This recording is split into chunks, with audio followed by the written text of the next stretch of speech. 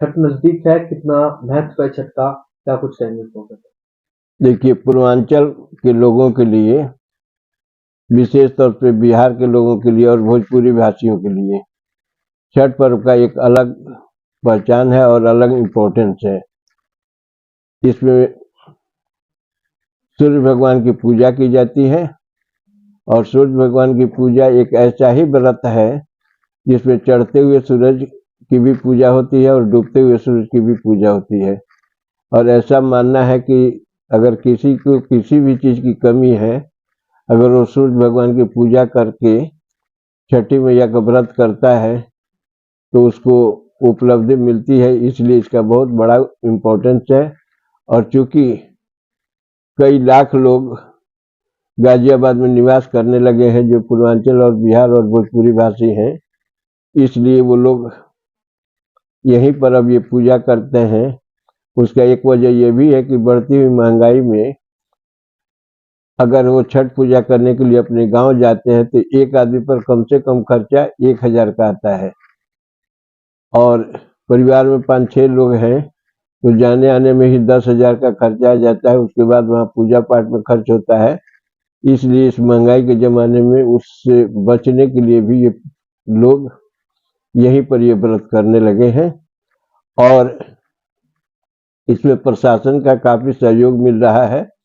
अब तो आज का मैंने अखबार देखा था तो 114 घाट गाजियाबाद में बन चुके हैं, जिसमें कि प्रशासन की लिस्टिंग है और उनके नज़र में है और उनके तरफ से व्यवस्था हो रही है। और जहाँ जहाँ अगर हम लोग को कोई कमी दिखाई देती है तो पत्र के माध्यम से वहाँ पर जा कर के प्रशासन से बात करते हैं और वहाँ पर सुविधा मुहैया कराते हैं। उसी सिलसिले में आज भी छठ घाट पर 1 बजे प्रशासन के साथ हम लोग की मीटिंग है और जो भी हम लोग को सुविधा चाहिए उसकी बातें की जाएंगी।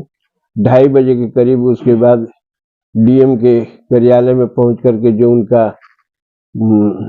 हॉल है उसमें भी मीटिंग होगी और इसको सुचारू रूप से चलाया जाएगा। पूरे गाजियाबाद में जो ये छठ पूजा होगा उसमें मुख्य मार्गदर्शक के रूप में मेरा नाम है और मैं अपनी जिम्मेदारी में लगा हुआ हूँ। और विशेष तौर पर हिंडन नदी पर 4 बजे से लेकर के रात को 8 बजे तक और सुबह 9 बजे तक मैं वहाँ पर उपलब्ध रहूँगा। वहाँ की व्यवस्था की निगरानी करूँगा, देखभाल करूँगा और फ़ोन के माध्यम से अलग अलग घाटों पर जो सुविधा चाहिए, प्रशासन के सारे फ़ोन नंबर हमारे पास उपलब्ध करा दिए गए हैं। उसके माध्यम से ये सुचारू रूप से चलेगा। पूरा कोऑपरेशन प्रशासन से मिलने की उम्मीद है, पिछले वर्षों तक होती आई है। इस वर्ष भी उसी उम्मीद के साथ हम लोग छठ व्रत करने के लिए जा रहे हैं।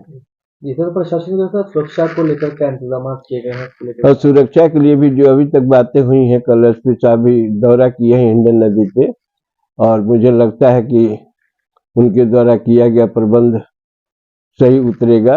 यातायात की भी मीटिंग हुई है, उसका भी व्यवस्था, जैसे कि 19 तारीख को 2 बजे से कई सड़कों का डाइवर्जन हो जाएगा और सुबह 10 बजे तक डाइवर्जन चलेगा। तो अभी तक जो प्लानिंग है यातायात की प्रशासन की तरफ से, उससे भी हमारे समाज के लोग संतुष्ट हैं। छठ घाट को लेकर किस तरीके की प्रशासन से अवगत कराएंगे, किस तरीके की समस्या जो है वहाँ पूर्वांचल के लोगों को आती हैं? इन पूर्वांचल के लोग आते हैं, उनकी अपनी समितियां हैं और सारी समितियां मिल करके एक गवर्निंग समिति भी बनी है और उनकी समस्याएं सुन करके हम लोग उसको प्रशासन में पहुंचाते हैं और वहां से उसकी व्यवस्था की जाती है उसके निदान की।